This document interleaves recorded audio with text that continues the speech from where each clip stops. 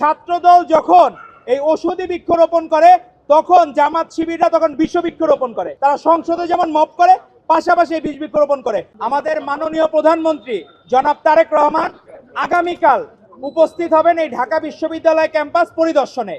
তো আমাদের যারা ছাত্র নেতারা, এদের আবেগের জায়গা হচ্ছে শাহবাগ।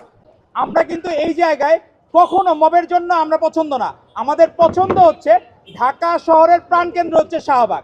তো এই শাহবাগ এলাকায় যখন আমাদের মাননীয় প্রধানমন্ত্রী আসবেন, তো এইটা স্বাভাবিক বিষয়, আমাদের সকলের মধ্যে আনন্দ বিরাজ করছে। আজকে আপনি দেখবেন যে ঔষধি বৃক্ষের আজকে যে কর্মসূচি ছাত্রদল নেতৃবৃন্দ নিয়েছে, শপথ গ্রহণের পরে 85তম দিনে পদার্পণ করবেন আগামীকাল আমাদের মাননীয় প্রধানমন্ত্রী। সেজন্য তারা 85টি ওষুধি বৃক্ষ রোপণের সিদ্ধান্ত নিয়েছেন। আমাদের মাননীয় প্রধানমন্ত্রী যে রাস্তা দিয়ে আসবেন বাংলা মোটর মোড় থেকে শাহবাগ মোড় পর্যন্ত, আমাদের এই টোটাল আমরা 85টি ঔষধি বৃক্ষ রোপণ করব। 200-র বেশি সার্ভিস ও ফিচারে লেনদেনের সব বিকাশ অ্যাপে সম্ভব। আর এই ঔষধি বৃক্ষের চর্চা প্রথম শুরু করেছিলেন আমাদের শহীদ রাষ্ট্রপতি জিয়াউর রহমান বীরোত্তম। এখনো সৌদি আরবে কেউ গেলে সেটা জিয়া সাজারা নামে পরিচিত হয়।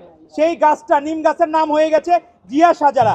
নিম গাছের গুণ হচ্ছে প্রচুর পানি ধরে রাখতে পারে এবং প্রচুর বৃষ্টিপাতে সহযোগিতা করে। তো আজকে বাংলাদেশের যখন গণতন্ত্রের দুরবস্থা ছিল, তখন বাংলাদেশকে হৃদয়ে ধারণ করেছিলেন আপসহীন দেশনেত্রী বেগম খালেদা জিয়া। তিনি ছিলেন জাতীয় ঐক্যের প্রতীক। তার পরবর্তীতে প্রধানমন্ত্রী হওয়ার পরে প্রথমে যেদিন প্রধানমন্ত্রীর কার্যালয়ে অফিস করেছেন মাননীয় প্রধানমন্ত্রী, তিনি সেদিন স্বর্ণচাপা গাছ লাগিয়েছেন। সেটি একটি গুরুত্বপূর্ণ ঔষধি বৃক্ষ। তো আমরা যে এই চর্চা, ভালোর চর্চা সবসময় শহীদ রাষ্ট্রপতি জিয়াউর রহমান বীরোত্তম থেকে আমাদের আপসহীন দেশনেত্রী বেগম খালেদা জিয়া, এখন তারেক রহমান সেই ধারা অব্যাহত রেখেছেন। কিন্তু তারপরেও আপনারা দেখবেন ছাত্রদল যখন এই ওষুধি বৃক্ষরোপণ করে তখন জামাত শিবিররা তখন বিশ্ব বৃক্ষরোপণ করে। তারা যখন বট বাহিনী বিভিন্ন জায়গায় অনলাইনে দেখবেন সে বিশেষ সরাসরি তারা সংসদে যেমন মব করে, পাশাপাশি এই বৃক্ষরোপণ করে। অবশ্য তাদের মন খারাপের কারণও আছে, তারা হচ্ছে রাতেবেলা ঘুম হয় না। এখন আপনি দেখবেন 12ই ফেব্রুয়ারি নির্বাচনের পরে তারা নির্ঘুম রাত কাটায়। আর নির্ঘুম রাত যে কাটায় তাদের জন্য ওষুধ আছে, এখানে ওষুধি বৃক্ষ আছে, এখানে ক্যামোমিল আছে, ল্যাভেন্ডার আছে, অশ্বগন্ধা আছে।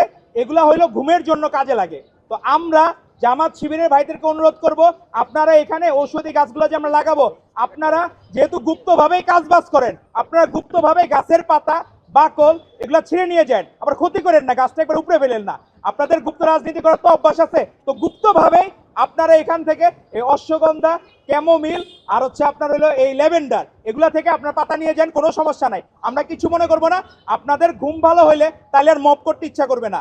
আপনারা যে মাঝে মাঝে মব করতে যান, আমরা দেখলাম বাংলাদেশ কখনো, এই বাংলাদেশে যে জন্ম হয়েছে অবশ্যই রাজনীতি যুক্ত পরিবেশে বাংলাদেশের জন্ম হয়েছে, না হলে কোনোদিন এই স্বাধীন বাংলাদেশের জন্ম হইতো না। এখানে প্রত্যেকটা মানুষ রাজনৈতিকভাবে সচেতন।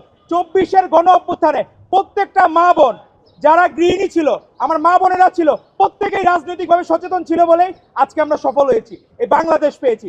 যারা রাজনীতি মুক্ত ক্যাম্পাস চায় তাদের অবশ্যই অসৎ উদ্দেশ্য আছে, তাদের ট্রান্সফরমেশনে কোনো গন্ডগোল হচ্ছে। তারা ছাত্রলীগ করে এসে মাঝে বৈষম্য বিরোধী করে এখন তারা শিবিরের খাতায় নাম লেখাচ্ছে। তো এই যে গুপ্ত রাজনীতির চর্চা, তাদের তো চর্চা বন্ধ হয়ে যাবে, কারণ যেখানে রাজনীতি মুক্ত ক্যাম্পাস থাকবে সেখানে স্বর্গরাজ্যে থাকবে হলো এই শিবিররা। সেটা কোনোদিন সম্ভব না। বাংলাদেশের সবচেয়ে জনপ্রিয় রাজনৈতিক ছাত্র সংগঠন হচ্ছে বাংলাদেশ জাতীয়তাবাদী ছাত্রদল। আপনারা যতই চেষ্টা করেন বাংলাদেশের সাধারণ শিক্ষার্থীদের মন থেকে ছাত্রদলের নাম তো কোনোদিন মুছে ফেলতে পারবেন না, বরঞ্চ প্রতিটি শিক্ষার্থীর মন জয় করে আগামীতে ছাত্র সংসদে ভূমিধ্বস বিজয় নিয়ে আমরা প্রত্যেকটা ক্যাম্পাসে বিচরণ করবো ইনশাল্লাহ।